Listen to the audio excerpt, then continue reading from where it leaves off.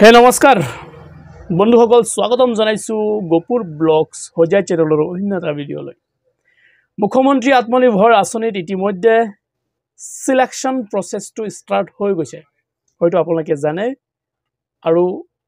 এই কথাটো মই এই কাৰণে কৈছো যে কোনবোৰ মানুহে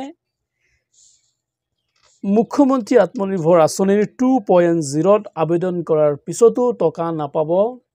তেওঁলোকে কেনেকৈ জানিব যে আপোনালোকে টকাটো পাব নে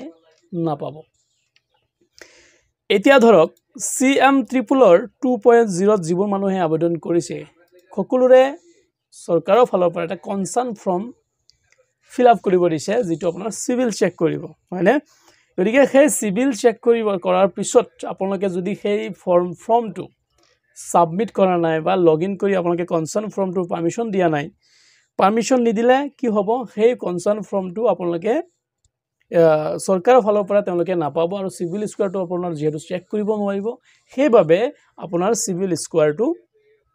তেওঁলোকে চেক নকৰাৰ বাবে আপোনাক ডাইৰেক্ট হয়তো ৰিজেক্ট কৰি দিব পাৰে কাৰণটো হৈছে আপুনি সিএম ট্ৰিপল 2.0 ত সেই কনসাৰ্ন ফৰ্মটো আপুনি ফিল আপ নকৰাকে বা আপুনি সাবমিট নকৰাৰ কাৰণে হেতু তেখেতে সিভিল স্কোয়াৰটো চাব নোৱাৰিলে আৰু দ্বিতীয়তে হৈছে যদি আপোনালোকে সিভিল স্কোয়াৰটো আবেদন কৰিছে ধৰিলক সৰি ক্ষমা কৰিব যদি ধৰিলক আপোনালোকে মুখ্যমন্ত্ৰী আত্মনিৰ্ভৰ আঁচনিত আবেদন কৰিছে আৰু সিভিল স্কোয়াৰৰ পাৰমিশনো দি দিছে কিন্তু সেই civil স্কোয়াৰৰ submitted concern submitted ফৰ্মটো update হোৱা নাই ঠিক আছে সেইভাবে আপোনাৰ হয়তো ৰিজেক্ট হৈ যাব পাৰে কাৰণ আপডেট নহলে বা আপোনালোকে আপলোড কৰিছে আপডেট কৰিছে যেটো কিন্তু আপডেট নোহোৱা কাৰণে হয়তো আপোনাৰ সেই কনসাৰ্ন ফৰ্মটো আপডেট নোহোৱা কাৰণে আপোনাৰ সিএম ট্ৰিপলৰ যেটো 2.0 যেটো আবেদন কৰিছে সেই আবেদনৰ প্ৰক্ৰিয়াটো আপুনি নিজৰ ববিয়াকে হয়তো কমপ্লিট কৰিছে কিন্তু আপডেট নাথাকিলে যেনেকৈ ধৰক আমাৰ লাষ্ট ডেট দিয়া হৈছিল কনসাৰ্ন ফৰ্ম আপডেট দিয়াৰ কাৰণে সেই আপডেটৰ সময়খিনি সীমাত যদি আপুনি আপডেট দিয়া নাই তেতিয়া হলে আপুনি আপোনাৰ সিএম ট্ৰিপলত আবেদন কৰাৰ পিছতো 2.0 আবেদন কৰাৰ পিছতো যেটো সিলেকশন প্ৰসেস আছে সেই প্ৰসেসৰ পৰা আপুনি ৰিজেক্ট হৈ যাব পাৰে ঠিক আছে আৰু দ্বিতীয়তে মই সকলোকে জনাই দিম যে মুখ্যমন্ত্ৰী আত্মনিৰ্ভৰ আঁচনিত ইয়াৰ লগতে 2.0 আৰু 1.0 যিবোৰ মানুহে আবেদন কৰিছে সকলোৰে civil square check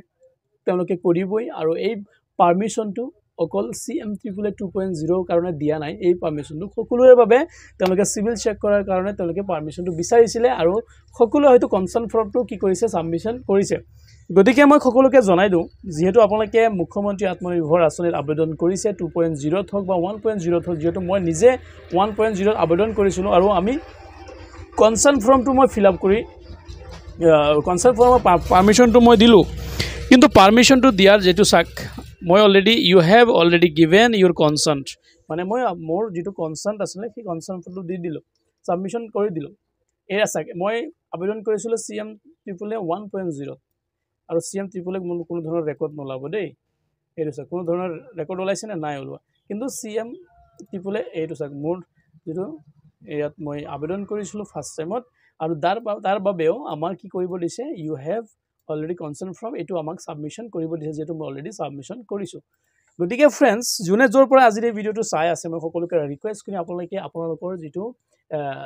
concern form আছিল যেটো আপুনি সাবমিশন কৰিছে নে নাই হেতু অতি সোনকালে চেক কৰি লওক হয়তো আপুনি সাবমিশন নকৰিলে আপোনাৰ সেই ফৰ্মটো বা সেই সিভিল স্কোয়াৰটো আপোনাৰ নামত যেটো সিভিল স্কোয়াৰ আছে সেই সিভিল স্কোয়াৰটো তেওঁলোকে চাব নোৱাৰিব যাৰ বাবে হয়তো আপোনাক ডাইৰেক্ট ৰিজেক্ট কৰিব গতিকে বহুত ইম্পৰ্টেন্ট ভিডিও জুনে জৰ পৰা চাই আছে আজি এই ভিডিওটো প্লিজ আপোনালোকৰ নিজৰ ডিস্ট্ৰিক্টৰ নামটো মেনশন কৰিব আৰু কিবা প্ৰবলেম থাকিলে সেই প্ৰবলেমটো মোক কমেন্ট সেকশনত জনাব তাৰ ওপৰতো মই ভিডিও বনাবলৈ চেষ্টা কৰিম সকলোকে ধন্যবাদ থাকিলে নমস্কাৰ জয় আই অসম